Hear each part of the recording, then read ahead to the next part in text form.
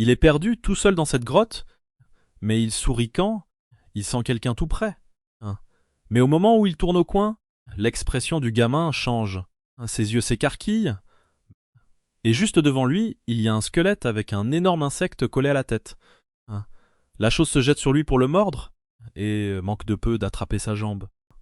Il se demande pourquoi il y a un autre monstre alors qu'il vient littéralement d'en combattre un. C'est le même genre de créature qui lui a mordu le bras plus tôt, et ça ressemble à une sorte de parasite parce que c'est accroché au cou du monstre. Mais quoi que ce soit, s'il le frappe assez fort, ça devrait finir par mourir. Sauf que non, parce que sa batte se brise. Le monstre se tourne et le mord directement à l'épaule. Le protagoniste le bloque avec ce qui reste de la batte et le repousse, mais la créature revient sur lui attrape le visage, le plaque au sol, et maintenant elle mâchonne le petit bras du gamin. Il tend la main sur le côté, réussit à attraper une pierre, et commence à l'écraser sur la tête du truc jusqu'à ce que... Il recule. Enfin, furieux, il se relève et martèle la créature au sol jusqu'à ce que... Il n'en reste plus rien, même pas l'insecte.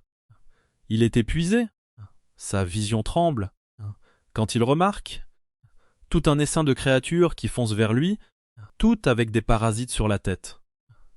Je pensais qu'il allait simplement abandonner la vie, mais il se relève quand même et dit qu'il ira jusqu'au bout. Il charge, envoie un coup de poing dans la bouche de la première, mais se fait toucher par une petite morsure comme un chien affamé. Il arrive quand même à pivoter et riposte avec un coup de coude à la tête, mais une autre lui saute dessus et le jette au sol. Il essaie de rouler pour se dégager, quand soudain, une étrange brume bleue dit que c'est intéressant.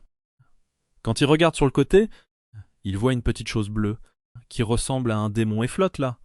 Il se demande s'il est devenu fou, s'il a été empoisonné ou un truc du genre.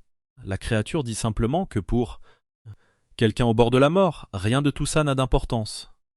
S'il veut survivre, il devrait l'attraper. Voyant les seins se rapprocher, il court vers elle, saute, l'attrape à la dernière seconde. Et soudain, une aura bleue se répand dans la pièce. La fumée de cet effet en forme de vague se disperse et commence à affluer vers lui, se transformant en batte de baseball. Il reste là à se demander pourquoi un truc aussi aléatoire arrive. Mais il n'a pas le temps, parce qu'une autre créature arrive. Il serre les dents et enfonce la batte droite au milieu de son torse, l'anéantissant complètement. Il ne reste que des tripes et un demi-torse sur le sol. Complètement sonné, il réalise qu'un pouvoir étrange circule dans son corps. Évidemment, ça a un rapport avec cette chose qu'il a attrapée. Il n'a aucune idée de ce que c'est, mais avec cette batte entre les mains, je suis sûr qu'il pourrait nettoyer ce donjon tout seul. Mais avant ça, on revient en arrière et on découvre que notre protagoniste était en gros un génie de la batte. Soudain, quelqu'un l'appelle, et c'est ce vieil homme de 700 ans qui lui demande s'il a un match aujourd'hui. Il répond que oui, aujourd'hui c'est la grande finale. Le vieil homme dit que leur pari tient toujours. S'il perd ne serait-ce qu'une fois, il se rasera la tête, travaillera au temple et renoncera à ce rêve. Le protagoniste dit que ça n'arrivera pas. Quand quelqu'un l'appelle encore, une fille ensommeillée demande s'il part déjà, et il lui demande pourquoi elle s'est levée si tôt. Elle lui dit juste de tendre la main et d'arrêter de faire sa chochotte. Elle laisse tomber une poupée dans sa main, et il fait « C'est quoi ça ?»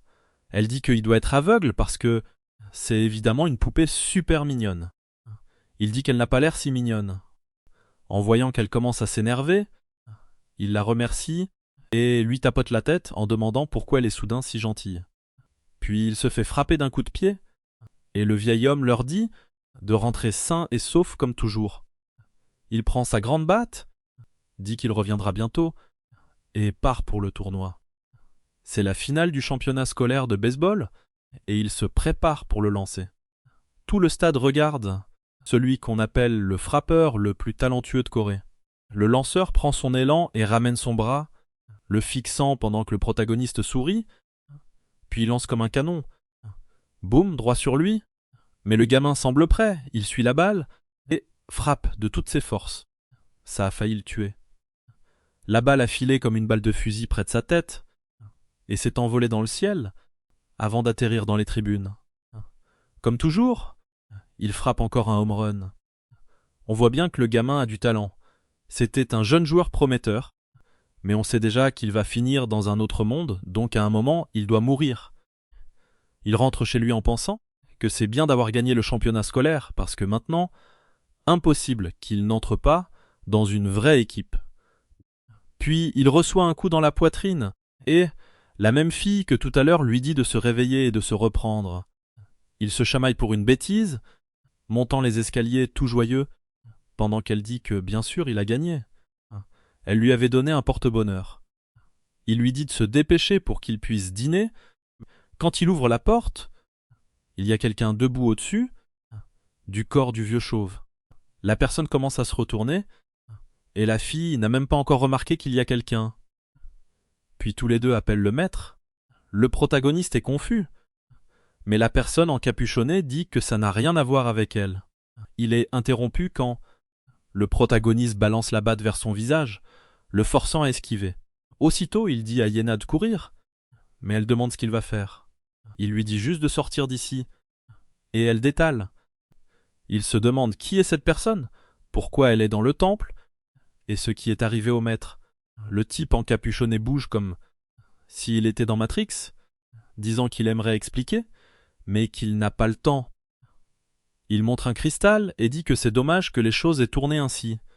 Avant que le protagoniste puisse comprendre, le type fonce comme une balle, l'attrape par le cou et le frappe à la poitrine en disant à Kim-Dan de trouver quelqu'un nommé Einar. Le protagoniste remarque que le visage de l'étranger ressemble au sien, puis le sol se brise sous lui et il tombe dans le vide. C'est là qu'il regarde soudain sur le côté et se retrouve dans cette étrange grotte. À côté de lui, il y a un œuf de cette créature, mais il comprend vite que c'est en fait tout un nid. Puis la chose commence à éclore, rampant hors de l'œuf, et il se demande ce qui se passe. Où suis-je? Avant qu'il puisse réagir, elle s'accroche à son bras, le poignarde, et semble essayer de le parasiter. Heureusement, il se secoue violemment son bras et la projette au loin. Mais son bras se met aussitôt à brûler. C'est là qu'il voit sa batte juste à côté de lui, l'attrape et une autre arrive. Il la frappe et l'envoie voler. Il court jusqu'au bout de la grotte et voit une rivière. Et comme ces créatures, ces insectes à 8 pattes, ne savent peut-être pas nager, il saute dedans. Les créatures arrivent au bord de l'eau, mais n'y entrent pas. Mais ensuite, il sent une autre douleur parcourir son corps parce que une bande de sangsues lui suce les jambes. Le pauvre ne peut vraiment pas souffler. Il sort de l'eau, arrache ses trucs dégoûtants, et se demande pourquoi il y a des monstres partout où il va. Quel genre d'endroit était-ce, et pourquoi ça ne ressemblait même pas au monde où il vivait? Puis il voit la petite poupée que Yenna lui a donnée, et se demande si elle va bien. Est-ce que ce type aux cheveux blancs lui a fait quelque chose? Quoi qu'il en soit, il doit d'abord garder son calme et survivre. Il commence à se relever, mais il y a un immense prédateur derrière lui. Quelque chose goutte sur son épaule, et quand il se retourne, c'est quoi ça? Trop tard, il se fait encore frapper et projeter en arrière. Il pense qu'il doit sortir de là. Repère une petite ouverture au fond de la chambre, se relève, court vers elle, essaie de s'y glisser, et le monstre le poursuit. Son énorme gueule passe presque, mais elle reste coincée de l'autre côté. Un coup de griffe arrive et manque de lui arracher l'œil. Il recule d'un bond, et pendant une seconde, ses futurs enfants ont failli disparaître. Il est carrément sur le point de se pisser dessus, en fixant ce prédateur, mais finalement la créature s'en va. Il se détend parce que on dirait qu'elle a abandonné, mais son bras ne va toujours pas bien. Ça devait venir de cet insecte de tout à l'heure, et il ne le sent même plus correctement. Quel genre d'endroit est-ce où sa vie est en danger toutes les 5 minutes? Il doit sortir de cette grotte. Il ne peut pas continuer à se cacher. C'est alors que il suit la lumière, et on sait déjà ce qui arrive. Il retombe sur cette créature. Après avoir réveillé ce pouvoir de baseball et détruit la première, il dit qu'il ne sait pas ce qui se passe, ni ce qu'est ce pouvoir, mais que c'est suffisant pour tout balayer là-dedans, et comme ça, le sol se retrouve couvert de cadavres. Maintenant, il veut comprendre ce qu'est, cette batte. Il sent de la puissance circuler dans son corps, comme une sorte de magie, mais soudain la batte se désagrège et se change en flamme, et il n'y comprend rien. Une bouche apparaît au milieu des flammes, en sort en volant, et dévore l'un des corps. Pas juste un, elle dévore tout ce qu'il y a au sol. Après avoir nettoyé la pièce, l'étrange flamme revient vers lui, et se déverse en quelque sorte dans la batte. Puis il ressent cette sensation de crise cardiaque de vieillard, comme s'il avait failli mourir. Mais en même temps, la douleur commence à s'estomper et son bras commence à se régénérer. Pas seulement son bras, chaque coupure, morsure et choc qu'il a subi.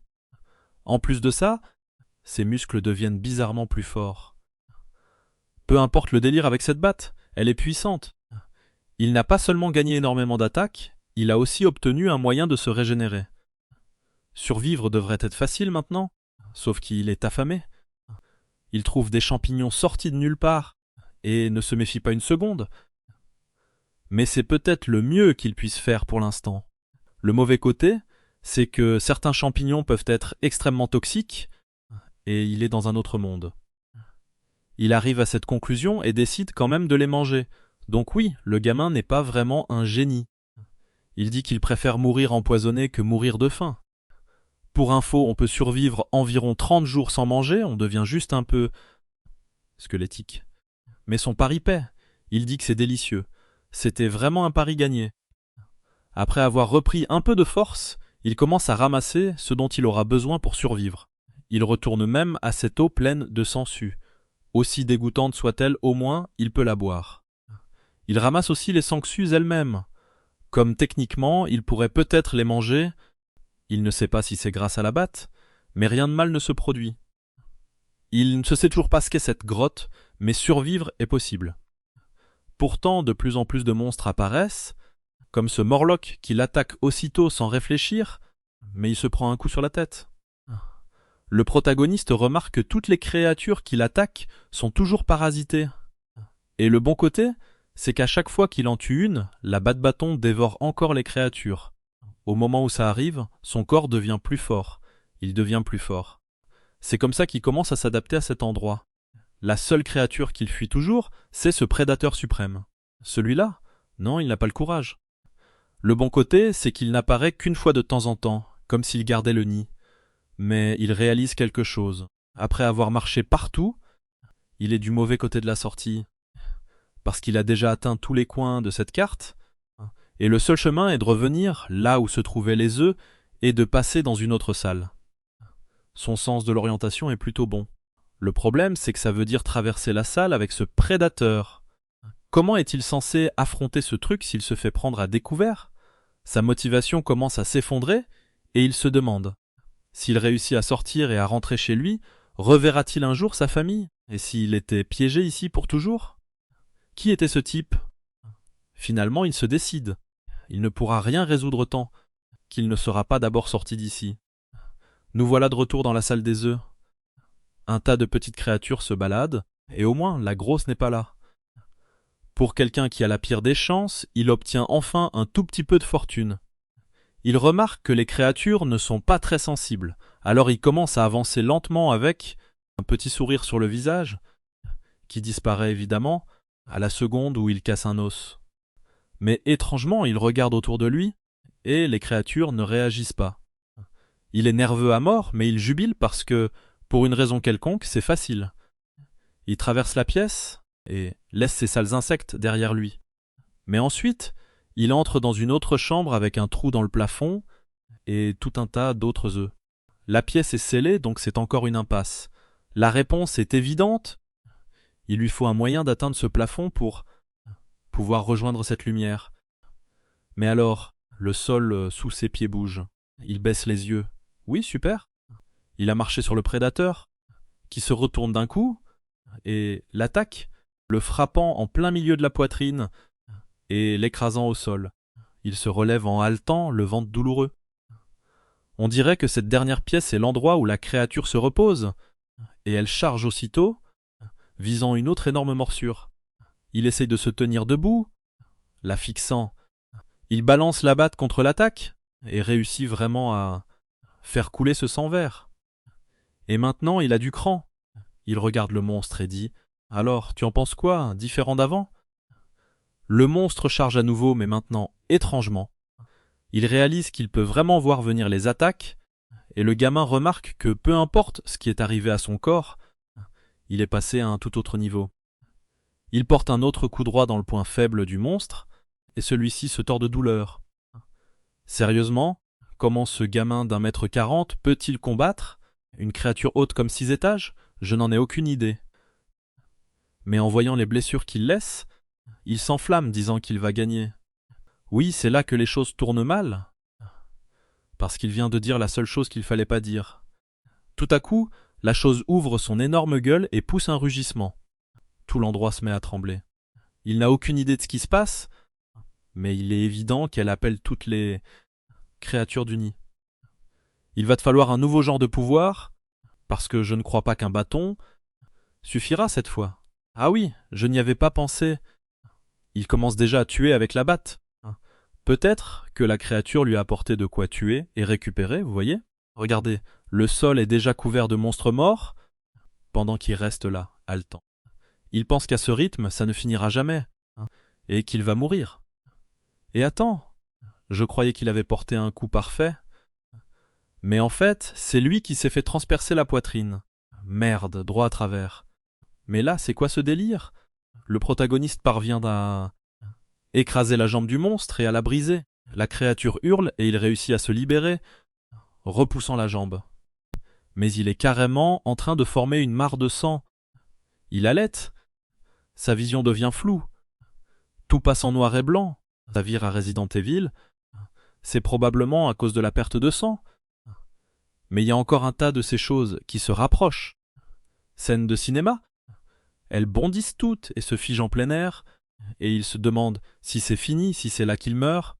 Mais alors, surgit de nulle part, Yenna apparaît à côté de lui et dit à cet idiot de ne pas abandonner. Il doit se relever parce que elle et le maître l'attendent. Puis elle se transforme en fumée bleue en lui disant de rester debout. Le protagoniste revient à la réalité. Il regarde sur le côté, tend la main vers la batte, observant cette rangée de petits monstres suspendus dans les airs pendant qu'ils bondissent. Une explosion de flammes bleues éclate, projetant les créatures contre le mur. Maintenant, le protagoniste se tient là avec un demi-masque. Franchement, ça a du style. Demi-masque, flammes partout, et il dit qu'il en a marre des insectes. Le prédateur rugit contre lui, et le protagoniste charge dans une tempête de feu. Il ramène la batte en arrière, et attendez. Il vient d'évaporer tout le truc. Des morceaux tombent, des bouts de bras comme si ça venait de se désintégrer. Pas étonnant qu'il ait été le frappeur de batte le plus professionnel de Corée. Tout ce qu'il reste, ce sont les pattes inférieures de la créature. Des flammes recommencent à jaillir de la batte, et la chose fonce pour une autre morsure. Le corps du prédateur se fait complètement déchiqueter. Même le protagoniste est terrifié par les sons. Mais alors l'énergie commence à affluer en lui. Ce gamin n'atteindra pas les 20 ans, c'est sûr, parce qu'il s'effondre encore avec cette douleur à la poitrine. Le bon côté, c'est qu'après la douleur, il commence à se régénérer jusqu'à ce que même le trou dans sa poitrine disparaisse. Il dit que ça fait un mal de chien et qu'il préférerait vraiment ne plus jamais revivre ça. Mais évidemment, comme cette créature était bien plus forte que les autres, la quantité de force qu'il sent avoir gagnée est folle. Attends, je croyais que ce trou était dans le plafond. On dirait qu'il a percé un trou sur le côté avec cette frappe. Dans tous les cas, bonne nouvelle, ils sont sortis. Mauvaise nouvelle, c'est un foutu désert. Au moins il est motivé. Ce n'est pas vraiment mieux qu'une grotte, mais c'est mieux que d'être piégé. Oui, je me doutais que ça ne durerait pas. Il s'effondre, en disant que ce n'est peut-être pas si génial finalement. L'endroit est bien plus vide qu'il ne s'y attendait. Il n'y a rien à boire, rien à manger. Tout ce qu'il a trouvé jusqu'ici, ce sont des monstres squelettes, ce qui est le pire possible. Il ne lâche rien. Il n'y a même rien à grignoter sur ses os. Il n'arrive pas à croire qu'il se soit battu si dur pour rester en vie, juste pour finir par mourir comme un idiot dans ce désert desséché. Le monde où il se trouve est-il l'endroit où l'humanité a été anéantie? Quand il ouvre les yeux, tout ce qu'il veut, c'est que ce soit un rêve, et être ailleurs. Malheureusement, ce n'est pas ce qui arrive. Il ouvre les yeux et voit le type aux cheveux blancs dire à Chloé de faire attention. La petite fille se réjouit, disant qu'on dirait qu'il est encore vivant. Un peu plus tard, elle se tient là, les bras croisés, en lui disant d'arrêter de pleurer, parce qu'il est moche. Lui, il fait par pitié, aidez-moi. Vous êtes les premières personnes que je vois ici, avec qui je peux vraiment parler. Le type aux cheveux blancs lui dit de se calmer un peu. Ce serait mieux de se reposer une seconde. Chloé dit hors de question. Ils ont une longue journée devant eux. Il veut se reposer maintenant. Il dit qu'ils ne peuvent pas se mettre à marcher avec lui dans cet état. Et puis, elle a l'air plutôt contente d'avoir trouvé quelqu'un d'autre. Alors, ce serait mieux qu'il ne meure pas. Elle fait une tête agacée, se détourne et dit qu'elle a compris. Alors elle commence à préparer de la soupe. Le protagoniste est stupéfait. Ça faisait longtemps que il n'avait rien mangé de vrai. La fille lui demande s'il n'a pas mangé depuis des jours, et il répond que oui. Évidemment, il n'a pas avalé une seule bouchée depuis 5 jours. Chloé dit que c'est pratiquement la limite pour rester en vie. Le type aux cheveux blancs se contente de fixer, et le protagoniste n'est pas du genre à garder des secrets. Alors il lâche tout oui, je crois que je suis vivant grâce à ce pouvoir que j'ai obtenu en absorbant des monstres. Comme ça il le dit. L'homme dit qu'il n'a jamais entendu parler d'une magie pareille, et comme il a dit magie comme si c'était tout à fait normal, le protagoniste demande si la magie existe dans ce monde. La fille blonde dit que bien sûr que oui. D'où vient-il pour ne rien savoir de la magie? Il dit que c'est une longue histoire, et le type lui tend la soupe.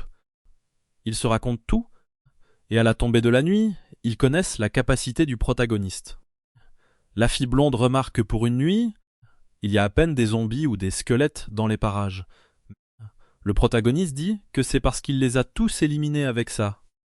Elle ne comprend pas. Tandis que le type aux cheveux blancs pense que peu importe combien de fois on tue les morts vivants, ils reviennent, mais le gamin a parlé d'absorber, alors c'est peut-être lié. Il le remercie parce que grâce au gamin, ils vont enfin passer une bonne nuit. Bref, puisqu'il n'a nulle part où aller, il les accompagne jusqu'à ce qu'il puisse retourner dans son monde d'origine. La petite fille demande à Arès ce qu'il croit faire pendant que...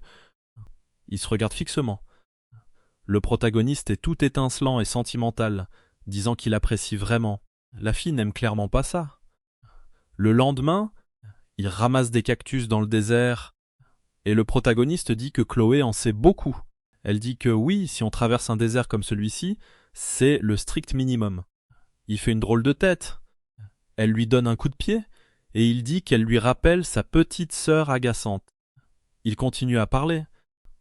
Et le protagoniste dit qu'il a appris d'Ars l'écologie, des monstres et comment se battre. Et il a aussi découvert que ces deux-là sont ici pour tuer une sorte de boss. Le protagoniste est sûr d'avoir eu de la chance. Ils ne semblent pas être des gens normaux de ce monde parce qu'ils sont clairement forts. C'est la nuit. Le protagoniste est dans sa tente et Arès passe pour une visite nocturne. Sérieusement, où sont les femmes dans cette histoire? Juste parce que le gamin est un pro de la batte, il faut que ce soit que des gars? Je ne suis pas fan. Il parle de qu'il pense de ce monde, et le protagoniste dit que c'est un peu ennuyeux. Bien sûr, dans la scène suivante, il fuit une sorte de dragon gigantesque. Ils sprintent tous les deux. Il dit à Chloé de passer devant. La chose se rapproche. Il ramène la batte en arrière, lui cogne la tête, et maintenant elle est toute sonnée. Mais elle plante alors son pied, et merde, elle balance une griffe et envoie le protagoniste valser. Chloé appelle « Dan !» Puis elle lève les yeux, et waouh, je n'ai jamais vu un dragon bondir pour mordre comme ça. Mais soudain, quelque chose file comme une balle, et tranche la chose en deux.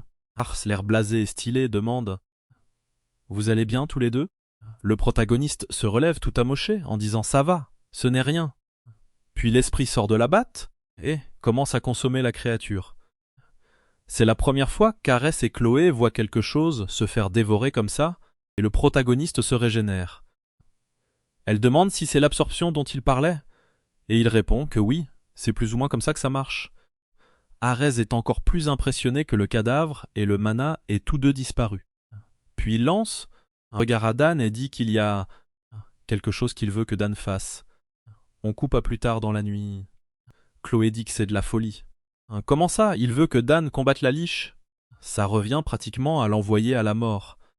Ar devrait s'en tenir au plan et la tuer seule, puisque c'est pour ça qu'ils sont venus. Il lui dit qu'il ne forcera pas le gamin s'il refuse. Elle reste furieuse, disant que le gamin n'a aucune idée de la puissance d'une liche.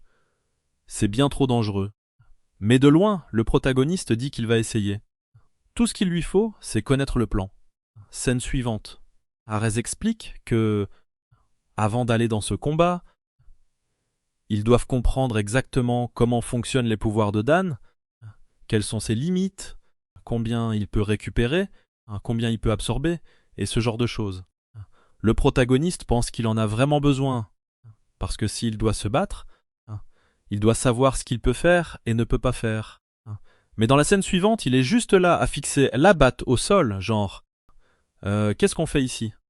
Chloé explique qu'ils vont mesurer son mana et lui fait attends, j'ai du mana moi aussi? Elle dit qu'il devrait, parce que tout le monde dans ce monde a du mana. Arès dit qu'il devra faire un examen complet du gamin. Et bizarrement, le protagoniste devient tout timide, genre ne me regarde pas comme ça.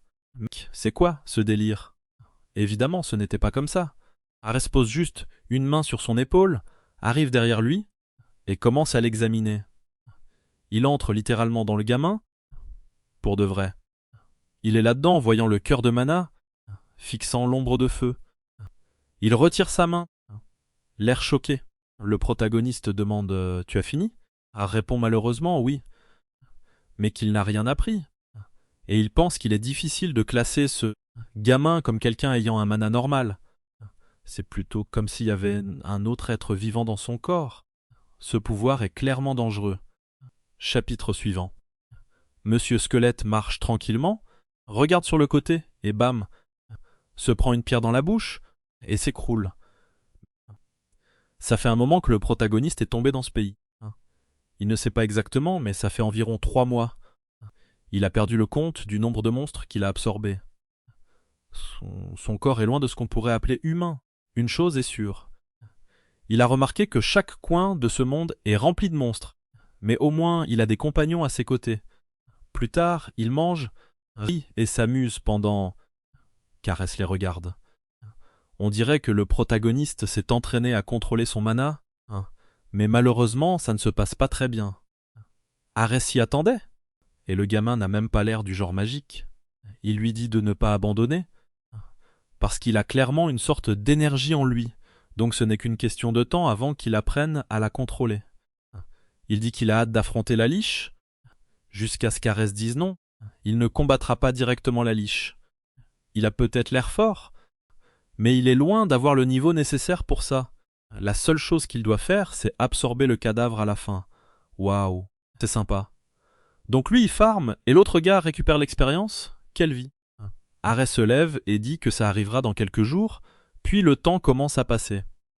Marcher le jour, tuer des monstres la nuit, manger la nuit, marcher le jour, dormir la nuit, marcher le jour, dormir la nuit. Pauvre Chloé, elle est épuisée. Arès dit qu'ils y sont presque, mais sérieusement, tu es un peu cruel. Pourquoi veux-tu tuer cette liche? Regarde où elle se cache. Laisse-la donc dormir seule là-bas. Ils traversent un endroit qui ressemble au Grand Canyon et atteignent enfin le tombeau de la liche. Je pensais que ce serait un donjon rempli de monstres, mais quand ils entrent, c'est en fait plutôt vide. À l'intérieur, Arès dit d'être prudent. Tout peut arriver ici. Le protagoniste dit que c'est drôle. Ils parlent comme si un fantôme allait surgir derrière eux, et ils se retournent, et c'est exactement ce qu'il y a. Le petit fantôme dit « Comment tu m'as trouvé, gamin ?» Il panique, et lui cogne la bouche avec la batte, et il meurt. Tous les trois repartent, perplexes que sa batte ait aussi fonctionné sur un esprit. En chemin, le protagoniste demande ce qu'est une liche. Arès explique qu'elles sont les souveraines du monde des morts. C'est la liche qui crée la résurrection et commande tous les squelettes de cet endroit. En théorie, si une liche revient à pleine puissance, elle bâtit une armée de morts-vivants pour détruire le monde. Et c'est pourquoi il faut la tuer avant qu'elle ne retrouve cette force. Oui, maintenant je comprends pourquoi on a dû venir au bout du monde pour la chasser. Le problème avec une liche, c'est qu'à chaque fois qu'on la tue, Elle revient 100 ans plus tard. C'est là qu'il a eu une idée après avoir vu le pouvoir de Dan. Et s'il absorbe la liche, est-ce que ça veut dire qu'elle ne reviendra jamais? Le protagoniste hésite une seconde et dit « Eh bien, en fait, ça paraît être une bonne idée ». Il passe devant pourtant, voulant savoir si tout va vraiment se dérouler selon le plan. Il ne peut pas absorber tous les monstres et en plus, il sait même pas comment il est censé contrôler ça. Mais juste à ce moment-là, l'idiot avance tout seul. Pas vrai? Juste pour marcher lui-même sur le piège. Arès lui crie de faire attention, mais c'est trop tard. Il y a un cercle pentagramme tout droit sorti de l'enfer sous lui, et le gamin disparaît sur place. Tout ça pour que le protagoniste doive affronter la liche seul. Mais Arès bouge vite. Le gamin disparaît et il sprint déjà, attrape Chloé et fonce en avant, en disant qu'ils doivent sortir d'ici rapidement. Il se dit qu'il ne peut pas oublier que c'est le genre d'endroit où les surprises arrivent toujours. Le protagoniste est complètement explosé au sol dans cette pose à la Yamcha. Puis il se relève, essayant de comprendre ce qu'était cette lumière. Où est-il? C'est quoi ce bordel? C'est là qu'il le remarque. Il se tient face à cette énorme porte, comme une porte-crâne géante en 3D. C'est assez évident que c'est la salle de la liche. Il en est sûr. Le bon côté, c'est qu'il n'a perdu aucun membre, et il est vivant. Tout ce qu'il doit faire, c'est rester calme et attendre Arès, qui, en ce moment même, déchire des Monsieur Squelettes à toute vitesse. Arès dit à Chloé que ce sur quoi Dan a marché était une téléportation de liche. Elle demande où il a été envoyé, et il dit que c'est évident, il est sûrement dans la chambre de la liche. Je pensais que le protagoniste était loin, mais en fait, il est sous le choc. Fixant la liche droit devant lui, le design est intense, et le protagoniste est en sueur froide. Le bon côté, la chose dort. Le mauvais côté, elle a l'air forte, donc si elle se réveille, il est fini, et il est déjà dans la salle. Mieux vaut rester parfaitement immobile pour ne pas déclencher un autre sort ou piège. Sauf que soudain, le bâton commence à s'activer tout seul. Le protagoniste n'a aucune idée de pourquoi, et bien sûr, la liche se réveille. Le Song Jin-woo du Dark Web jette un regard en arrière, et le boss final se lève. Il est seul dans le hall, et la chose dégage une aura pure. Pendant ce temps, Arès court avec Chloé, et elle demande ce qu'est ce bruit. Il dit que la chose s'est réveillée. Au milieu du hall, le protagoniste est figé. Ce monstre, maintenant, il comprend pourquoi Arès disait qu'il était d'un autre niveau. La créature ouvre un cratère juste devant lui. La liche flotte et pointe un doigt. Le protagoniste regarde sur le côté, mais dans la même seconde, une bombe violette fonce vers lui. Il comprend immédiatement. C'est tellement énorme qu'il n'y a aucun moyen de l'esquiver, alors il essaye de se défendre et balance la batte dessus. C'est quoi ça? Il la renvoie comme s'il était le roi du baseball. La liche est stupéfaite et l'explosion lui éclate dessus. Le protagoniste regarde. La fumée commence à se dissiper et la créature est complètement intacte. Elle a dressé une sorte de barrière et le protagoniste se demande comment il est censé combattre un truc qui attaque comme ça. Puis le monstre pointe vers le haut et un tas de tentacules commencent à apparaître. Ils attrapent les bras du protagoniste et ses jambes. Immobilisé, il se fait encore fixer. Puis elle dit qu'il a un pouvoir inhabituel. La source apparemment est son cœur. Le monstre s'approche tout près de lui, une main sur sa poitrine, en disant qu'il va devoir l'ouvrir pour le découvrir. Mais alors une entaille noire et blanche traverse tout. Tous les deux regardent sur le côté, et regardez qui arrive. Arès, l'aura du type est irréelle. Maintenant qu'on y pense, il a été envoyé seul affronter la liche, donc c'est vraiment ce genre de gars. Les tentacules qui retenaient le protagoniste se désagrègent, et il tombe au sol. Quand il lève les yeux, Arès dit déjà « Sors d'ici ». À partir de maintenant, je m'en charge. La liche enchaîne une série d'attaques, Arès reste juste là, déflagration, de la fumée partout. Le monstre pense que c'était facile, mais bien sûr, hors de la fumée. Une épée jaillit et tranche la liche en deux. Arès est vraiment le boss final. La créature est fendue, mais elle se régénère, et elle dit qu'ils sont tous les deux liés par le même destin cruel. Ou alors, Arès est-il celui qui a tué la liche il y a 100 ans? Est-ce que ça a été ce va-et-vient de mort et de retour depuis des siècles? Aucune idée. Mais le monstre flotte au milieu de la salle, invoquant une énorme décharge d'énergie au-dessus de lui. Le protagoniste demande ce que c'est. Et la Liche dit qu'aujourd'hui marque le début de la fin. Un pilier d'énergie s'abat sur le sol. De la lumière partout, une explosion comme une bombe spirituelle. Mais Arès se tient toujours là, intact. Il encaisse, et toute la salle s'effondre jusqu'à ce qu'il ne reste plus que deux. Puis la Liche dit « Tu m'affrontes toujours seul, alors pourquoi as-tu amené un étranger cette fois ? C'est sûrement une sorte d'atout pour pouvoir m'effacer. Mais tu n'es pas le seul à avoir préparé quelque chose de différent cette fois. » Elle joint ses 4 mains et invoque le murmure du néant. En un instant, Arès se retrouve dans une dimension déformée. Oui, ambiance Jujutsu Kaisen. La créature dit qu'elle l'a amené dans un espace réservé uniquement à eux deux. Et Arès comprend que c'était le plan depuis le début. La Liche dit oui, mais elle veut savoir ce qu'il en est du cadeau qu'il a amené. Le poignard destiné à transpercer son cœur. Dommage que ce poignard soit maintenant pointé vers lui. Attends, quoi ? Ars est confus. Puis il réalise qu'il est affecté par une sorte de magie mentale. Le problème, c'est qu'il ne sera clairement pas facile de s'en libérer. Dans un combat normal, il pourrait prendre son temps pour chercher une solution, mais avec Dan ici, c'est risqué. Il pourrait mourir, et ce n'est pas juste, mais un tas d'offres sont lancées au protagoniste. La Liche lui dit de renoncer à sa vie, sa chair et son sang, et il recevra toute la puissance dont il a besoin. Mais alors, cette fumée bleue aux allures orientales apparaît et dit non. Ce réceptacle lui appartient, donc maintenant c'est un duel. La créature dit à la Liche qu'il est courageux d'entrer dans ce domaine sans peur.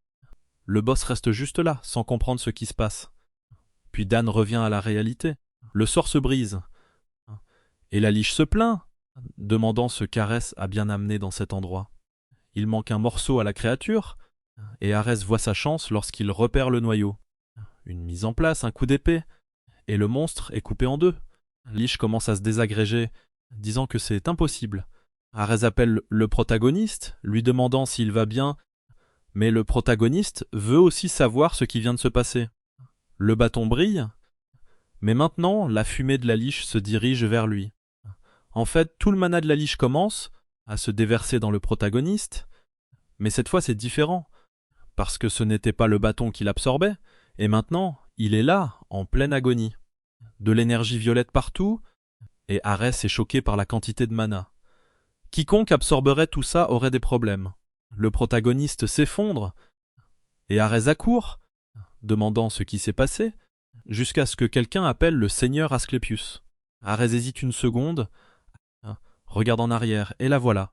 On a une sandale. Très bien, allons-y. Au prochain chapitre, on pourra juger le talent de notre artiste, parce que la scène suivante montre le protagoniste se réveillant avec quelqu'un qui lui dit de retrouver cet Ashenor.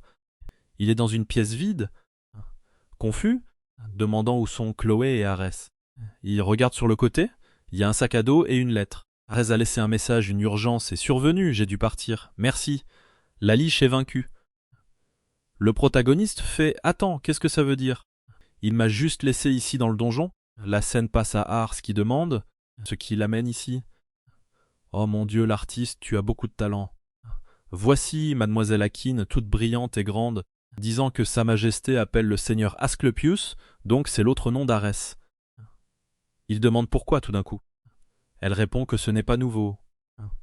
Depuis quand Sa Majesté doit-elle demander la permission ou le prévenir de quoi que ce soit ? Il la fixe. Elle forme de l'énergie dans sa main et dit qu'il entendra les détails au palais. Ils en ont fini ici, alors il est temps de partir. Puis quelqu'un les appelle, Chloé demandant si Dan va bien, et ce qu'il en est de la Liche, et ce qu'ils vont faire. Akine la salue, puis il voit le corps de Dan juste là. Tout. Chloé court voir ce qui s'est passé, mais Arès lui dit de se calmer. Il s'est juste évanoui à cause du choc d'avoir absorbé du mana. Sa vie n'est pas en danger. C'est toujours sympa d'avoir un plan gratuit d'Akine pendant que Arès pense qu'il ne comprend pas pourquoi. Il y a beaucoup de choses qu'il doit comprendre sur ce qui s'est passé, et ça le tracasse. Mais il n'a pas le temps, alors il dit à Chloé de prendre une carte, de la nourriture, et de les laisser à côté de Dan. Pendant qu'elle fait ça, Akine se contente d'observer, impressionné, qu'il semble avoir absorbé la liche. Ce regard de méchante apparaît, elle va vouloir s'amuser avec le protagoniste. Elle dit que l'histoire est vraiment intéressante. Puis elle tressaille quand Harry dit qu'ils peuvent partir maintenant. Donc oui, la compétition autour de notre gars a déjà commencé.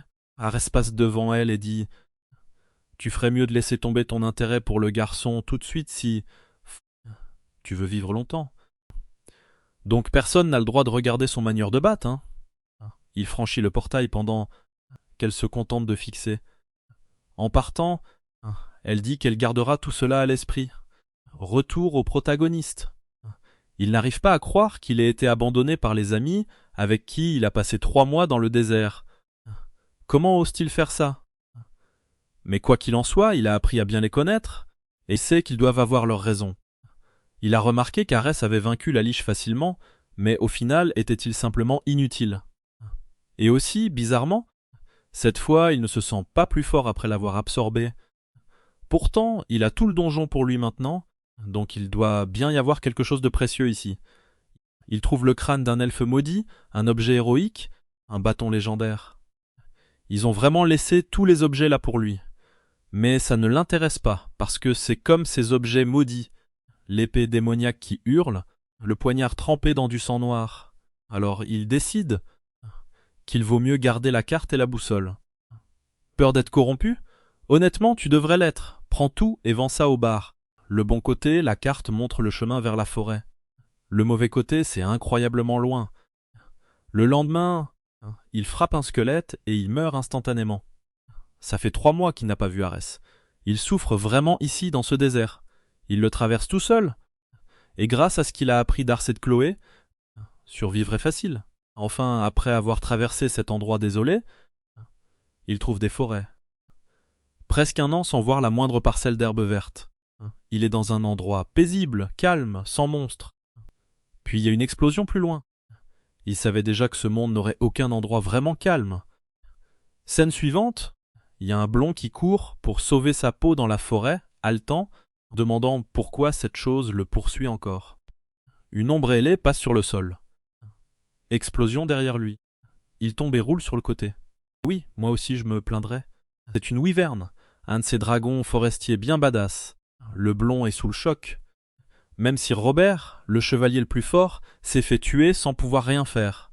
Ouais. Et lui, simple chasseur de rang bronze, est destiné à mourir. Le pauvre est venu dans la forêt chasser des gobelins, et maintenant il se prend un rugissement de wyvern en pleine face. Il pense que c'est fini. Jusqu'à ce qu'une fille animale apparaisse et frappe le monstre. Il demande ce qu'Alyosha fait là. Tout le monde a des noms moches dans cette histoire. Elle se retourne et dit à Halt de se lever enfin et de décoller ses fesses du sol. Il se relève, mais demande ce qu'elle fait là. Il était censé servir de diversion pour qu'elle puisse s'enfuir vivante. Oh non, c'est beaucoup trop animal. Regardez cette tenue. L'artiste a vraiment montré son vrai visage juste parce que j'ai complimenté son talent avec Akin. Elle dit qu'il est hors de question que ce salaud garde tous les points pour lui. Halt devient ému et dit « D'accord alors. Alors c'est quoi le plan pour gérer cette fille animale de ferme laitière ?» Elle dit que si elle avait un plan, Robert ne serait pas mort. Tout ce qu'ils vont faire, c'est courir sans regarder en arrière. Il dit « Très bien. » Elle compte jusqu'à 1. Puis une attaque arrive de son côté et la frappe de plein fouet. Je pensais que quelqu'un allait sauver notre fille animale, Parmala. Mais elle tombe vraiment. Al pense que c'est la fin pour eux, mais alors 2 dagues surgissent des profondeurs de la forêt et se plantent dans le front du monstre. Il regarde derrière lui et voit que c'est Celis. C'est quoi ce groupe Halt? Moi non plus, je ne voudrais pas mourir. Si c'était mon groupe d'aventuriers, je voudrais passer le reste de ma vie à tuer des gobelins. C'est Célis, et elle s'excuse de ne pas avoir pu s'enfuir et l'abandonner elle aussi. Puis la wyvern décolle, projette une ombre sur elle et plonge, la gueule grande ouverte. Une larme tombe. Elle est sûre que c'est ici qu'elle meurt. Jusqu'à ce que les battes frappent. Détends-toi. Le maestro de la batte vient d'arriver. Scène suivante. Les deux le remercient. Le protagoniste fait « Oui, pas de problème. Ce n'était pas grand-chose. Halt est là à lui tenir la main. » Dankedan est leur sauveur. Sans lui, cette fille animale Parmala serait morte. C'est il reste choqué que le gamin ait abattu une wyverne d'un seul coup. Dan serait-il un chasseur de haut rang ou quoi? Peut-être or, ou au moins platine. Le héros reste juste là pendant que les deux font. Alors c'est quoi ton rang, gamin?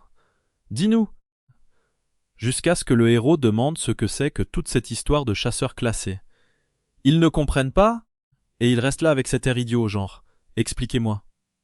Le gamin n'est pas très doué pour garder les secrets, hein. Alors dans la scène suivante, le gars fait déjà « Attends, tu viens d'un autre monde ?» Le héros est un peu gêné, disant qu'il imagine que ça doit être difficile à croire, mais que c'est vrai. Hal dit que bon, ça n'aurait pas vraiment de sens qu'ils sauvent leur vie juste pour raconter un mensonge pareil, alors il le croit. Sully porte toutes les affaires, disant que elle n'avait jamais imaginé que la téléportation fonctionnait vraiment, mais qu'apparemment d'autres dimensions existent vraiment. Les autres marchent devant, disant bien sûr qu'elles existent, comme s'ils savaient tout de ce monde eux aussi. Le héros réalise que les cas comme le sien ne semblent pas si courants. Puis le gars dit que, quoi qu'il en soit, ce qu'il a fait était terrifiant. Non seulement il a tué la chose, mais il a invoqué un monstre qui a dévoré le cadavre. Et comment est-ce que ça s'est transformé en massue? On dirait que tous ceux de son monde doivent être spéciaux. Le héros, ne voulant pas trop expliquer, dit peut-être. Puis Halt s'arrête soudain et dit qu'ils sont arrivés. La région orientale du territoire de Lemenia, connue sous le nom de Shiltrock. Quel nom? Le héros devient ému, pleure, et Halt demande ce qui ne va pas. Ce n'était pas aussi bien qu'il l'espérait? Il dit non, non, ce n'est pas ça. C'est juste que ça faisait longtemps qu'il n'avait pas vu autant de gens. Tout de suite, le gamin va manger de la viande, boire de la bière, heureux comme tout. Il n'aurait jamais cru voir le jour où il boirait légalement dans un autre pays. C'est probablement à cause du temps qu'il a passé dans ce désert. Mais tout a un goût incroyable. Maintenant, il attend Celis, qui a dit qu'elle allait emmener les autres faire je ne sais quoi. Ils doivent soigner la fille animale Parmala et aussi récupérer le corps de Monsieur Robert. Ce n'est qu'à ce moment-là que le héros réalise que l'équipe a perdu un ami. Halt lui tend un peu d'argent et dit qu'ils se retrouveront plus tard. Le héros finit son assiette et toujours rien. Il espère qu'ils reviendront vraiment. C'est là qu'il remarque toutes sortes de personnes différentes d'autres races. Il y a un type qui ressemble à Graga. Il y a une femme lapine. Il y a des êtres animaux, donc c'est assez évident qu'il n'est vraiment pas sur Terre. Quoi qu'il en soit, il est épuisé. Et avant qu'on s'en rende compte, on est déjà le lendemain. Ça faisait des années qu'il n'avait pas dormi dans un lit, et tôt le matin, quelqu'un frappe à sa porte. Il se lève pour voir qui c'est, et c'est la fille animale et l'archère qui demande s'il a bien dormi. Il le fixe toutes les deux, lui, et il reste juste là, sans rien dire. Scène suivante, ils descendent, et Halt l'appelle. Ils lui disent que la fille animale voulait le remercier en personne. Elle est un peu gênée, disant que ce n'est pas exactement ça. Je ne comprends pas, donc apparemment elle ne va pas le remercier. Mais Halt dit qu'il n'était pas non plus en état de le remercier hier, mais que c'est pour ça qu'ils sont là. Le héros dit que ça va. Grâce aux pièces qu'ils lui ont données, il a passé une bonne nuit. Puis le gars se présente correctement. Halt, un humain de l'équipe des aventuriers vertueux. Mon Dieu, quel nom d'équipe! On dirait qu'il cherche juste à mourir. La fille animale Parmalat, c'est Alyosha, et l'archère, également humaine, c'est Célis. Le héros demande une explication sur les chasseurs et les rangs. Ils deviennent un peu gênés. Ils ne savent pas trop ce qu'il est. Lui ne le sait peut-être pas, mais nous si. Donc je ne vais pas trop expliquer. Oui, ça va de bronze à du mithril. Il y a des monstres à tuer, et des chasseurs pour les tuer. Certains veulent de l'argent, mais la plupart finissent morts. C'est un monde dangereux, la même vieille histoire. Et évidemment, comme ils sont rembronze, ils gagnent à peine de quoi vivre. Et ces gens fauchés viennent de trouver un moyen de gagner de l'argent.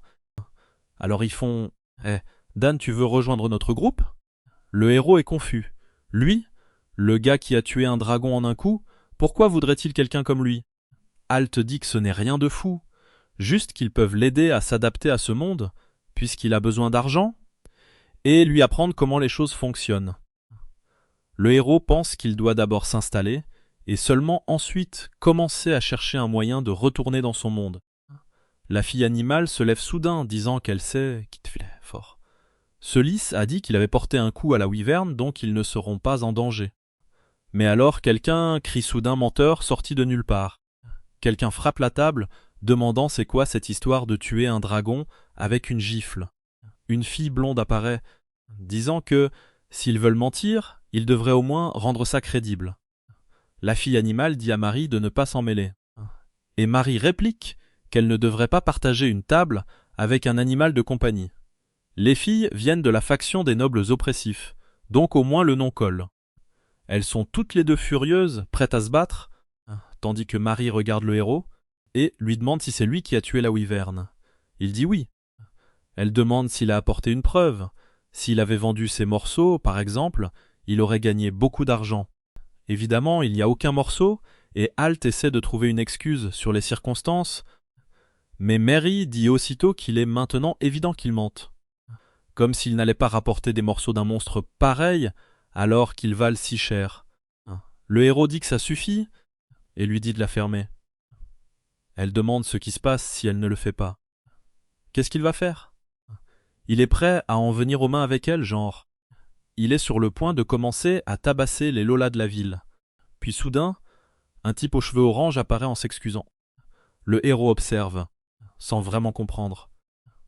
Marie dit à Brian de ne pas se mêler des conversations des autres, et il s'excuse, disant qu'on dirait plutôt que c'est elle qui a interrompu leur conversation, non? Lui aussi vient des nobles oppressifs, donc on ne peut pas lui faire confiance non plus. Ils essaient de partir, mais le héros l'interpelle, lui attrape l'épaule avec cette énorme main et dit qu'il était au milieu d'une conversation. Brian n'aime pas ça, se retourne et dit qu'ils peuvent régler ça ici. Ils ont aucune idée qu'ils sont en train de provoquer le roi du sérieux avec la massue. Tout le monde se défie du regard jusqu'à ce que quelqu'un pose une main sur le pied de Brian en disant que tout le monde est tendu. Alors c'est quoi ce délire? C'est une personne de 60 centimètres qui lui dit de laisser tomber. C'était la faute de Marie de toute façon, donc mieux vaut oublier ça. Brian soupire et présente ses excuses au héros. Puis la fille qui a déjà débloqué Louis 2.0 dit que cette histoire de lui, tuant la wyvern en un coup, est difficile à croire. Mais quoi qu'il en soit, laissez tomber. Le héros réalise que la plus mûre du groupe est la toute petite fille. Il regarde autour de lui et voit Halt et Célis mal à l'aise, puis dit « Très bien, laissons tomber ». Mais il dit aussi d'éloigner cette fichue Marie de lui. Puis il s'assoit, et Marie veut passer à la partie importante. « Alors dis-moi, comment je deviens chasseur ?» Le héros comprend que c'est simple. Il suffit de payer des frais d'inscription pour pouvoir commencer à prendre des missions. Halt demande s'il a l'argent, parce que ce qu'il lui a donné n'était pas grand-chose. Le pauvre héros n'a que une pièce. Mais le gars dit qu'une pièce d'or comme ça vaut 1000 pièces couronnes, et 10 couronnes font un bronze. Mon Dieu, c'est compliqué, mais une en vaut 1000. Il demande si c'est suffisant. Le gars dit oui, puisque les frais d'inscription sont de 500 pièces. Alors ils se lèvent déjà, disant qu'ils partent, parce qu'ils doivent se préparer pour la prochaine subjugation. Le héros dit qu'il ne sait même pas ce qui se passe. On dirait qu'il a déjà été accepté dans le groupe, alors qu'il n'a même pas dit oui, mais ils se reverront dans 3 jours. Il est choqué que ce soit aussi long, et le gars explique que l'endroit où ils sont est l'auberge de la guilde, et que la plupart des gens ici sont des chasseurs, donc c'est bon pour lui de rencontrer du monde, regarder les missions et tout ça. Si dans 3 jours il n'a toujours pas de groupe, il pourra venir avec eux. Il les remercie et dit qu'il va y réfléchir. Ils partent, et il se dit que c'est beaucoup trop d'informations. En plus de ça, il a découvert qu'il était fauché dans ce monde, puisque la moitié de son argent va passer dans cette inscription d'aventurier. Il commence à calculer la nourriture, le prix de la viande et le séjour ici, et réalise qu'il est fichu. Il vient à peine d'arriver en ville, et il y a de grandes chances qu'il finisse mendiant. Alors il se prépare pour ses missions de subjugation, parce qu'il doit faire ses preuves. Il achète donc une armure qui sert en gros seulement à tenir la massue dans son dos, et il se sent à l'aise comme ça.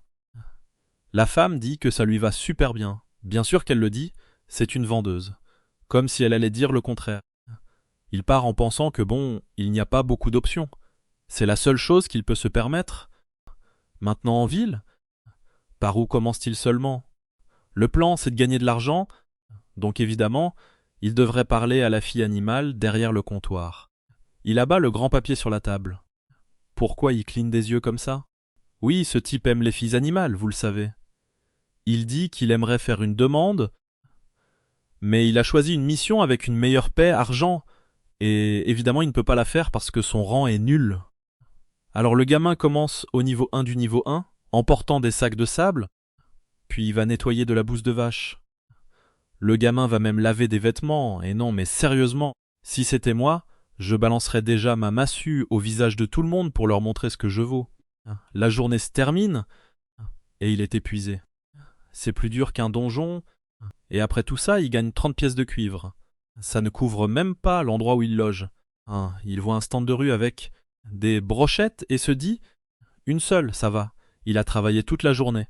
Bon, il n'a dépensé que 10% de sa paie, 3 pièces, et il est choqué parce que la nourriture dans ce monde est vraiment bonne. Enfin, il mangeait dans le monde moderne. Donc la cuisine ici est vraiment bien faite, mais soudain, quelqu'un approche par derrière. Une main étrange soulève une boussole qui pointe droit vers le gamin, et voilà qu'une petite coriace arrive.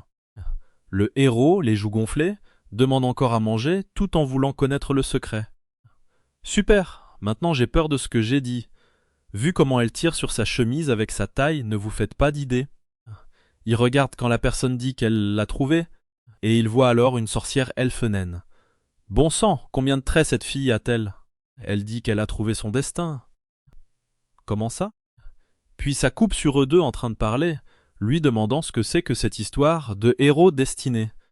Elle dit simplement que c'est lui, et il demande une preuve. Elle dit que c'est la prophétie de sa maîtresse. La boussole pointait vers la personne qui sauverait ce monde, et elle l'a guidée jusqu'à lui, donc elle ne peut pas se tromper. Le héros dit que, franchement, ça semble suspect. Puis la fille dit qu'il n'a aucune idée. Sa maîtresse est Drnis, la sorcière prophétique. Il n'a aucune idée de qui c'est, et demande si elle est célèbre ou quelque chose comme ça. La fille dit que la sorcière ne s'est jamais trompée. Quand son épaule lui faisait mal, elle disait qu'il allait pleuvoir, et il pleuvait toujours. Le héros dit que c'est un truc de vieille dame, et elle lui dit d'arrêter. Mais il demande, d'accord, donc je suis le héros. Et ensuite, la fille dit que sa maîtresse lui a ordonné d'aider le héros. Quoi qu'il fasse, elle l'aidera avec la magie qu'elle possède. Il demande comment elle peut dire ça sans même savoir ce qu'il veut faire. Elle dit que c'est évident, il veut sauver le monde. Il la coupe et dit non. Son objectif est de retourner dans son monde. Et voilà encore le gamin sans secret. Il lui raconte tout aussi qu'il vient d'un autre monde et tout ça. Et si c'est comme ça, alors leurs objectifs ne s'alignent pas, donc salut. La personne qu'elle cherche, ce n'est pas lui. Plus haut, cette bizarre de Marie observe tout, disant que la pauvre fille s'est fait rejeter. Pendant ce temps, Brienne lui dit d'arrêter de mettre son nez dans les affaires des autres. Elle dit qu'il ne comprend pas. Rien ne l'amuse plus que de se mêler de la vie des autres. Il lui suggère de commencer à s'occuper des papiers. Elle dit que c'est pour ça qu'il est là. Les nobles comme elle ont des objectifs bien plus importants. Brienne, lui, s'intéresse au fait que la fille en bas a dit être une disciple de la sorcière Drenus. La scène change et montre la femme remettant la boussole, lui disant de l'emporter avec elle parce que elle la guiderait vers le destin. Ariel était censé trouver la personne qui l'aiderait en retour. Pendant ce temps, notre gars soulève des sacs dehors et court partout en travaillant comme un homme honnête. Sérieusement, sort la massue et frappe un monstre pour qu'il t'engage, bon sang. Pendant qu'il travaille là-bas pour 3 fois rien, Ariel observe tout, complètement perdu. Pourquoi ce gamin fait-il tout ça? Il était fauché ou quoi? Comment quelqu'un comme ça pourrait-il être son destin? Même la petite sorcière ne veut pas des pauvres. Il ne restait vraiment plus rien pour le garçon. Puis Dan l'appelle, lui demandant ce qu'elle fait là.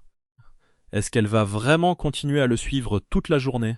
Allez, dégage, retourne voir ta maîtresse ou je ne sais quoi, parce que je ne suis pas ton soi-disant héros. C'est là qu'Ariel dit que sa maîtresse est décédée. Il devient gêné et s'excuse, mais elle se lève et demande s'il veut vraiment tant que ça retourner dans son monde. Si c'est le cas, elle l'aidera. Sa maîtresse a dit qu'à la fin elle devait aider quoi qu'il arrive, donc ça va. C'est ce qu'elle va faire. D'accord? Scène suivante. Nous sommes de retour à la guilde des aventuriers et Halt se prépare. Se Lysandre, disant qu'elle n'a pas trouvé Dan, donc elle suppose qu'il est parti. Halt dit qu'il trouve ça étrange, mais il sourit. Elle dit que c'est évident. N'a-t-il pas entendu les rumeurs disant qu'il y a des monstres partout? Elle dit que c'est évident. N'a-t-il pas entendu les rumeurs disant qu'il y a des monstres partout? C'est pour ça que les nobles oppressifs ont été engagés pour inspecter la région. Et une partie importante de la mission est de surveiller les chasseurs débutants qui pourraient finir morts parce qu'ils sont trop faibles. Halt dit qu'il peut accepter les critiques, mais qu'il ne supporte pas qu'on critique le roi du maniement de la batte. Puis Véronica, la fille, semble curieuse et veut savoir qui est ce Dan dont tout le monde parle. Sully crie que Dan est la personne qui a sauvé tout le monde ici. Marie répond que leur sauveur est dehors en train de flirter. D'abord il parlait à la fille des missions. Puis il parlait à une petite sorcière d'une histoire de destin, et apparemment il est parti à l'aventure ailleurs et a oublié le groupe. Sully Sell est déjà en plein mode Yandere, disant que Dan lui a raconté son histoire, qu'il venait d'un autre monde et ne connaissait personne. Alors comment pourrait-il être dans une romance ou quoi que ce soit? Mais alors elle remarque que tout le monde a l'air un peu effrayé parce que le garçon entre dans la pièce avec sa petite sorcière. Il les salue, genre « Salut tout le monde, je suis là aujourd'hui ». Ah, t'es super content de voir le pro qu'il aime tant et demande s'il est en retard. Marie est furieuse, les traitant de traîtres, et maintenant tout le monde est confus. Parce qu'on dirait qu'elle voulait former un groupe avec les gens d'Halt, mais qu'ils ont maintenant fait équipe avec Dan et sa sorcière. Mary commence à le traiter de traître au sang-froid, de pourriture. Halt dit qu'ils n'ont jamais forcé personne à faire quoi que ce soit. Mais d'abord, il veut savoir pourquoi il y a une sorcière elfe ici, de tous les choix possibles. Comment est-ce qu'ils se sont rencontrés? Le protagoniste dit que c'est une longue histoire, mais elle n'est pas longue du tout. La sorcière dit juste « je le cherchais ». Le destin m'a guidé jusqu'au garçon. Tout le monde pense que c'est une romance incroyable, tandis que Célis est au sommet de sa Célis déjà amoureuse, et le protagoniste essaie de se défendre, pendant que Brillant pense que ce gamin est vraiment puissant. Halt demande le nom d'Ariel, et si elle va rejoindre l'équipe de subjugation, et elle dit oui, puisqu'elle est Dan. Tout le monde se dit que voilà à quoi ressemble une épouse dévouée. Elle vient d'arriver, et elle est déjà prête à se mettre en danger pour lui. Le blond la remercie, puisque cette fille animale laitière ne peut pas aider, parce qu'elle est blessée, donc une personne de plus, c'est bien. Le protagoniste s'excuse de ne pas les avoir prévenus, le blond dit que ça va, et le moment est venu. D'abord, parlons des gobelins. Ils sont verts, ils tuent des créatures et volent, et c'est ce qu'on vient tuer dans la forêt. Le problème c'est qu'ils ne s'attendaient pas à ce que tout le groupe des nobles vienne aussi. Ils ont un peu envie de se plaindre, tandis que Marie répète sans arrêt que c'est un honneur. Le bon côté, puisque je sais que tout le monde va se faire défoncer, c'est que ce sera sûrement notre gars qui devra sauver la situation. Halt dit à notre ami que même s'ils sont agaçants, ils forment vraiment une équipe plus avancée. Apparemment, c'est le groupe le plus rapide à avoir atteint le rang or. Le mauvais côté, c'est que Marie continue d'embêter tout le monde, même l'elfe. Halt commence à établir le plan, lui et Dan devant, les mages à l'arrière avec les archers. Ils doivent seulement savoir quel genre de magie possède la petite mage. Ils demandent genre « tu fais quoi exactement ?» Normalement, les mages ont des sorts de destruction, des enchantements, de l'alchimie, de la nécromancie. C'est quoi ton truc?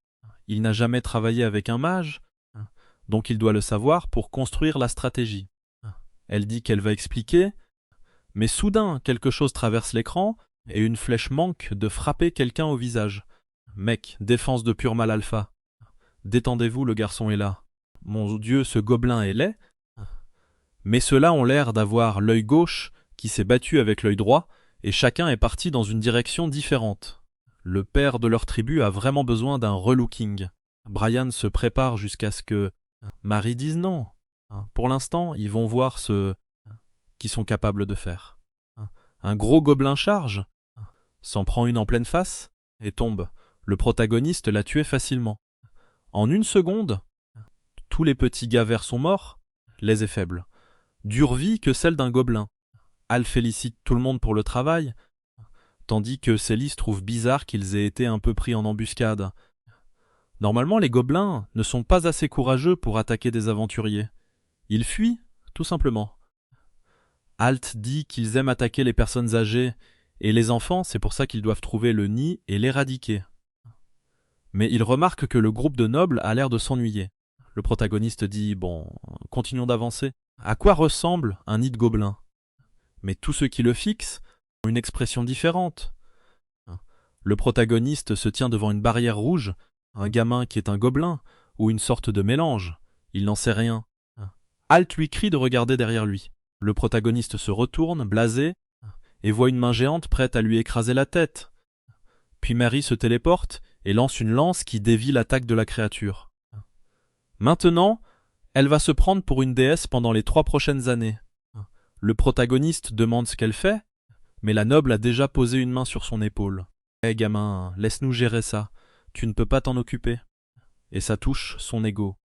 C'est un troll de montagne de pierre, et ils vont avoir du mal à s'en occuper. Mary dit à tout le monde de ne pas baisser la garde. Le protagoniste dit qu'il participe aussi, mais Halt dit non, il ne fera que gêner. Même s'il est fort. C'est un groupe qui combat ensemble depuis longtemps, alors ils vont se faire confiance. Le protagoniste a l'air un peu frustré, tandis que la petite sorcière se contente d'observer. Brian appelle Veronica, qui ferme les yeux, et commence à lancer une amélioration d'esprit combatif. Tout le monde reçoit une aura dorée, et apparemment c'est incroyable, parce que Halt a l'air impressionné. Le monstre saute sur Mary et la frappe. Elle se prépare au choc, lève le grand bouclier, tandis que la minuscule fille est là, quasiment microscopique, regardant cette petite flèche passer près de l'épaule de Brian et toucher le monstre droit dans l'œil. Il charge, saute sur le bouclier de Mary, elle le projette vers le haut, et pendant qu'il retombe, Brian lui tranche l'autre œil. Maintenant, il est pratiquement aveugle. Le protagoniste est impressionné. C'était la force d'une vraie équipe, ou du moins, ça aurait dû l'être. Après avoir vu Arès disparu depuis la scène du donjon, c'était ça, la vraie force. Le problème avec les trolls, c'est leur régénération. Ils vont bientôt retrouver la vue. Le narrateur décide d'expliquer que ce groupe est connu pour sa stratégie et sa composition. Leur problème fatal, cependant, c'est la puissance de feu. Ils utilisent des arbalètes, des dagues et quelques lances médiocres, donc aucune de leurs attaques ne frappe vraiment assez fort pour tuer la chose en un coup. Et Mary a oublié que personne n'utilise une lance de sol comme ça parce qu'elle est censée être utilisée à cheval. Heureusement, ils ont plein d'améliorations et de stratégies. Elle reçoit une autre amélioration de vitesse, une amélioration de force, et elle est confiante. Elle repousse ses petits sabots de chevalière, fonce comme une fusée, et waouh! Elle s'est pratiquement transformée en cheval. J'allais lui manquer de respect, mais bon, d'accord. Elle a transpercé le boss, elle crée un cratère, puis commence à prendre la pose avec son aura, comme si elle était la meilleure. Et ensuite, elle crache du sang. Alors c'est ça, un groupe de rang or. Vous tuez un monstre et vous êtes épuisé comme ça? Brian demande si elle va bien, et elle dit que bien sûr. Elle est noble, et une noble doit toujours montrer l'exemple.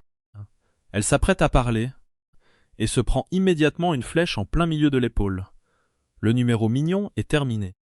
Elle s'effondre à genoux, regarde devant elle, et voit que la forêt est remplie de tout un tas d'autres trolls et gobelins. Brian est confus. Pourquoi y a-t-il une armée devant eux? Une scène d'attaque des titans carrément? Halt ne comprend pas d'où tout ça vient. Mary appelle Veronica, lui disant de prendre à rond tout le monde et de sortir de là. Elle dit qu'elle va gagner du temps. Oui, bien sûr, elle va mourir. Brian demande si elle a perdu la tête, mais elle le coupe, lui disant de ne plus ouvrir la bouche. Elle va juste accomplir son devoir de noble. Mais quelqu'un est sur le point de trancher tout ce drame. Le protagoniste demande ce que c'est. Pourquoi l'humilie-t-il autant? Pourquoi pense-t-il qu'il ne fera rien? Son groupe regarde, curieux de savoir ce qui prépare. Mary lui dit d'arrêter d'être têtu et de partir. Ce combat est impossible, et son arme est répugnante. C'est quoi ce truc dans son dos? Même s'il a de la chance et en tue un ou deux, il y en a environ 100. Mais le gamin passe en mode Sung Jin-woo. Comparé à la liche, ce n'est rien. Elle lui dit d'arrêter les discours et les histoires. Il n'y a pas le temps. À ce moment-là, un des trolls arrive par derrière, une énorme main sur le point de les attraper, mais le protagoniste s'interpose et frappe, tranchant net le bras du truc, qui disparaît. Les nobles sont tous du genre. C'est quoi ce bordel? Tandis que le grand troll souffre au loin. Le protagoniste demande à la grande vétérane quel est le plan. Quand elle regarde, elle voit que tout le monde est motivé à se battre. Halt et les autres disent qu'ils feront de leur mieux. Pas que ce soit grand-chose. Je ne comprends toujours pas pourquoi on écoute Marie. Le protagoniste pourrait juste de foncer ou peut-être pas. Peut-être qu'il n'est pas encore si fort. Elle ordonne à l'arrière-garde de ne pas laisser les gobelins s'approcher trop près et dit qu'elle et Dan géreront la ligne de front. Mais alors Ariel s'avance et dit qu'elle va s'en occuper. Elle est surpuissante. Elle sourit un peu. On dirait que ça va tourner au même. Impossible qu'elle le fasse vraiment, parce qu'elle dit « Tu demandais quelle était ma spécialité ». Elle dit qu'elle n'en a pas, parce qu'il n'y a aucune magie qu'elle ne puisse utiliser. Elle commence à voler, activant un renforcement de mana, un renforcement de concentration, un renforcement élémentaire. Des flammes apparaissent sur son bâton, et elle lance quelque chose comme la manifestation de la flamme du dragon. Mec, elle enroule un pilier de feu autour de toute la forêt. C'est un crime environnemental. Appelez l'agence de protection de la faune. La faune et la flore viennent d'être exécutées. Le protagoniste ne fait que voir la fille aux oreilles pointues sourire et dire que c'est réglé. La pauvre Marie a son ego complètement détruit et tombe au sol comme un déchet. Au chapitre suivant, on apprend que c'est un poison mortel, une toxine sans remède dans cette région. Quelqu'un dit qu'ils ont fait tout ce qu'ils pouvaient, mais qu'il sera difficile de garantir qu'elle restera en vie. Il y a un médecin dans la pièce avec Brand. Le protagoniste dit qu'il espère qu'elle ira bien, puisqu'elle est noble. Il pensait qu'elle aurait un manoir, avec des gens importants pour la soigner. Pourquoi est-elle dans cet endroit? C'est alors que Louis 2.0 dit qu'elle n'est plus noble. Le protagoniste est confus. Comment ça, elle ne l'est pas? Tout le monde l'appelle madame, lui obéit sans arrêt. Aran dit que oui, elle est née noble, et tous ceux qui sont là étaient autrefois ses serviteurs, mais c'était dans le passé. Retour en arrière. On voit que Brand n'était qu'un petit serviteur perdu dans la vie. Des gardes escortent une calèche, en racontant n'importe quoi, quand soudain l'un d'eux reçoit une flèche dans le cou. Une bannière bleue se lève, des chevaliers apparaissent, et dans la scène suivante, tout le monde gît mort au sol. Quelqu'un appelle le seigneur et demande ce qu'ils vont faire de ceux qui étaient emprisonnés. La personne à cheval dit à son père qu'il était une bande de criminels et devrait être exécuté. Puis l'un d'eux s'avance vers Brian et lui dit de dire quel crime il a commis. Le type à droite dit qu'il n'était que de petits bandits. Il se contentait de chercher des corps sur le champ de bataille. Le type se fait trancher la tête sur place. L'autre à côté de lui tremble, tandis que Brian reste là sans émotion. Le blond dit que le gamin était beaucoup trop jeune pour avoir l'air d'une bougie sans flamme. N'avait-il vraiment aucun lien avec cette vie? Quel était son crime? Pendant que Dan dévoile tous ses secrets, ce type est prêt à mourir juste pour ne pas parler de ses crimes. Ils peuvent ordonner son exécution, il ne dira toujours pas un mot. Ou bien a-t-il peur de tuer un enfant sans raison? Sorti de nulle part, ce chevalier est déjà prêt à dégainer son épée, tandis que le blond rit, en disant qu'au moins il avait de l'audace. Il l'aimait bien, alors il fera le cadeau parfait pour sa fille. Oui, on sait déjà ce qui va arriver. Gamin, comment dire, j'ai trouvé un esclave criminel dans la rue. Un super cadeau pour ma fille, c'est sûr. Va dans un magasin, achète-lui une petite voiture jouet, une poupée. Brin, de son côté, ne pouvait penser qu'à sa waouh. Donc maintenant, il est esclave. La vie ne valait vraiment rien. Pendant ce temps, notre garçon Sigma sans émotion est dans la baignoire, sans comprendre ce qui se passe. Je crois que c'est un peu plus tôt, quand des servantes disent qu'il pue. Comment est-il censé rencontrer la jeune demoiselle comme ça? D'abord, il fallait le nettoyer. Il n'arrêtait pas de penser qu'un endroit capable de laver un esclave a vraiment de l'argent à jeter par les fenêtres. Qui est cette jeune demoiselle, et pourquoi font-ils confiance à un criminel comme lui? L'un des soldats l'avertit. Tu as intérêt à ne jamais manquer de respect à la jeune maîtresse, sinon la mort sera le moindre de tes soucis. Puis Marie apparaît comme, je ne sais pas, une fillette de 7 ans excitée de rencontrer son cadeau. Sérieusement, ce père n'a pas toute sa tête. Alors Mary est là, lui tapote la poitrine et dit qu'il a l'air vraiment maigre, tandis qu'il pense qu'elle est bizarrement minuscule et qu'elle commence déjà à lui taper sur les nerfs. Mais elle sourit, disant que puisqu'il est un cadeau de son père, elle prendra soin de lui. Elle demande quel est son nom. Il dit qu'il s'appelle Jared, et elle dit que ce n'est pas un nom élégant. Elle s'arrête pour réfléchir, et voilà. Elle lui donne un autre nom. À partir de maintenant, il était brillant, et l'artiste dessine toutes ces petites scènes mignonnes comme si c'était « Oh, trop drôle !» Elle donne un nom à l'esclave. Ce n'est pas drôle? C'est triste. Même Brillant lui-même trouvait que le nom qu'elle lui avait donné était absolument nul. Et le chapitre suivant commence en disant que les humains sont des créatures qui s'adaptent. Et maintenant, au lieu de tuer des gens dans les rues, il passe ses journées à faire des tâches ménagères qu'il n'avait jamais faites auparavant. Et au lieu de devoir se battre juste pour manger de la nourriture racise, il se réveille le matin avec de la soupe et du pain frais. Au lieu de croiser des gens qui veulent le tuer, il est maintenant entouré de personnes gentilles. Une servante lui dit bonjour, tandis qu'il se contente de fixer, comme s'il n'y était pas habitué. Elle demande s'il s'habitue aux choses et ce qu'il en pense, mais il dit seulement qu'il n'a rien à redire. Elle l'observe et pose sa main sur son visage, disant qu'apparemment il va vraiment mieux. Son front le montrait. Aucune idée de ce qu'elle veut dire par là, mais il devient rouge vif. Il demande ce qu'elle fait tout à coup. Puis il s'arrête pour penser qu'il n'y a qu'un seul problème dans cette nouvelle vie. Quelqu'un crie son nom, et quand il regarde, c'est Mary qui dit qu'elle veut des sucreries. Brian dit que le problème, c'est évidemment elle qui l'appelle toute la journée. Il lui dit de demander aux servantes. Pourquoi l'appelle-t-elle toujours, lui? Mais Marie dit que sa mère lui a interdit d'avoir des servantes, et que ses servantes ne l'écoutent pas. Il dit juste très bien, et lui apporte des pâtes. Elle mange joyeusement, disant qu'elle savait qu'il était le meilleur, que lui seul peut se faufiler et récupérer toute la nourriture qu'elle veut. Était-il une sorte de hors-la-loi légendaire avant d'arriver ici? Il ne répond pas, et il nous dit, à nous les spectateurs, que c'est ainsi qu'il a cessé d'être Jared. Un peu de temps passe, et il arrose des fleurs. Quand Marie l'appelle, mais maintenant elle est plus âgée, 10 ans que son père revient de la campagne.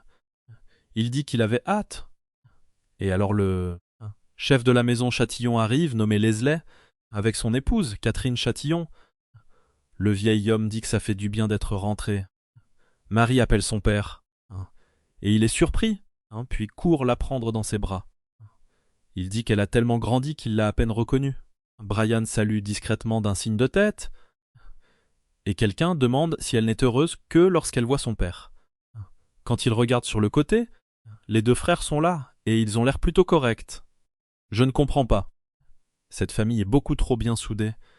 Comment est-elle censée s'en faire chasser? Les frères sont Léon et Reynold. Tout le monde lui tapote la tête et demande comment elle va. L'un d'eux passe devant Breon et le remercie de s'être occupé de sa sœur.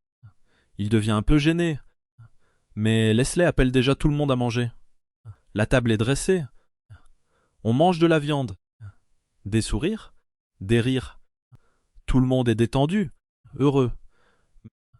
Puis il débarrasse les assiettes. Leslie l'appelle et dit qu'il veut parler. Mais c'est la nuit. Dans le bain, qu'il dit que cela fait 5 ans que Breon est ici. Comment a-t-il vécu dans cet endroit? Breon répond qu'il ne pourrait rien demander de plus, et que tout cela, c'est grâce au Seigneur. Il a donné la vie à un homme qui était déjà mort et une raison de continuer. Puis le Seigneur le regarde et dit, puisqu'il lui a donné la vie, serait-il prêt à la dépenser pour lui? Brienne tressaille comme s'il pensait, bon, maintenant je suis fichu. Un cheval apparaît devant le château avec une armée. Oui, l'escouade est venue t'achever. Tu ne peux pas faire grand-chose à part liker cette vidéo.